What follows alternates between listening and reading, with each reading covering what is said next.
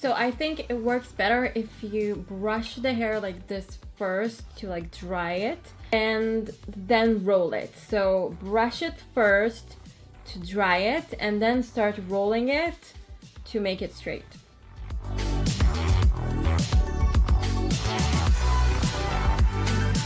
So basically it is faster. It took me about 50 minutes to do my hair versus a blow dryer and a brush. It usually takes me an hour and a half. With a blow dryer and a brush, if I take my time, I can get, you know, a silky straight result.